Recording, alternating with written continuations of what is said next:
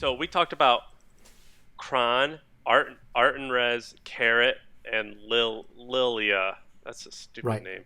You have $100,000 to put in one. Which one are you gonna do? All right, let's take a look. Um, it's not going to be Kron for me.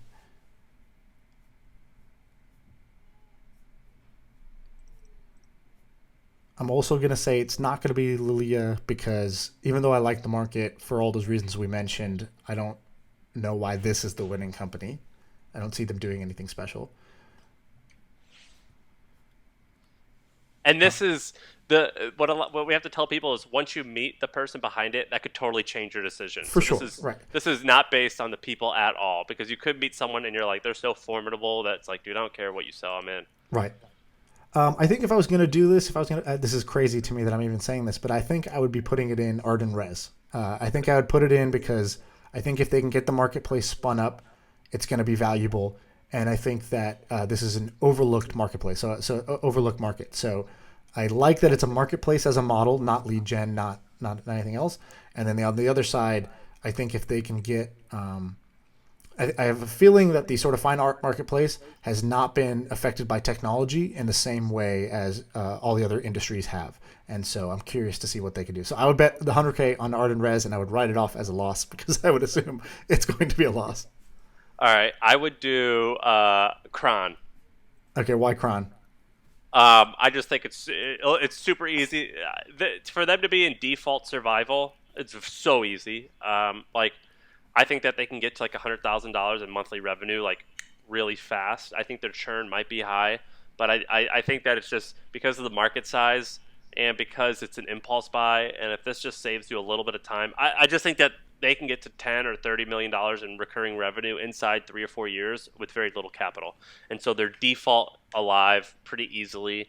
And depending on how creative the entrepreneurs are, they could expand beyond that. So I'm going to go with Kron. Okay, I like that. I don't We'll know see. who would buy them, though. Well, like for example, Microsoft bought Sunrise Calendar, I believe it was. It was a Yeah. calendar that people really liked. It was a professional calendar, and they got bought for I don't know how much, but I know like Inbox got bought for 100 million for making a slicker inbox, by Google, and then sort of thrown away. Sunrise got bought, so I think that there's potential for an acquisition there by one of the big companies that cares about enterprise and productivity and whatnot. So there's a chance there. I just want to be evil and just clone half of these things on this list. Yeah, that's not evil. That's Not your evil. prerogative. It's just capitalism. But I do like some of these ideas I think are really stellar. I don't know how it's. Okay, can I tell you the one that I would invest in? It's not even one we discussed. I know we got to go. I'll do it in 30 seconds. Company called Duffel. They're doing fast deliveries on college campuses. And so I what think they that's do, a horrible idea. But go ahead. not horrible, not horrible. I'll tell you why.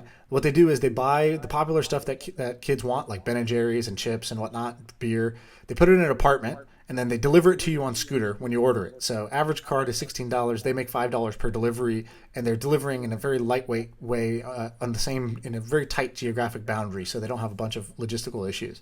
There's a company called Puff or GoPuff. Have you heard of those guys? No, what's that? It's this, but it's basically this, and they're doing over $100 million a year right now, and they're just two kids out of I don't know Penn State or something like that. I don't know where they are, but somewhere in Middle America. And so I've seen this model work. I think that this is a Puff? good business idea. Yeah, Puff I think the website's gopuff.com. You're saying they do 100 million in sales. Yeah, more than that, I believe.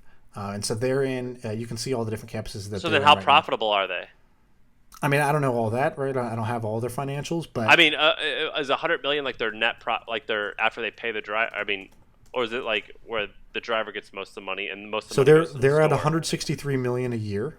Wow. Is the thing, and I don't think they even raised that much money. Like, let me look at their fundraising for GoPuff. I don't think they raised too much. Oh no, they have now raised a lot. How much?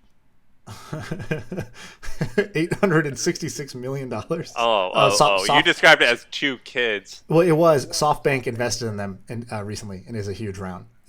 So SoftBank backed up the truck in them. But anyways, I think this market works, and I actually think it's great that SoftBank backed up the truck and put the touch of death on this company. If I'm Duffel, I believe in what I'm doing. There's a lot of college campuses out there to make this work.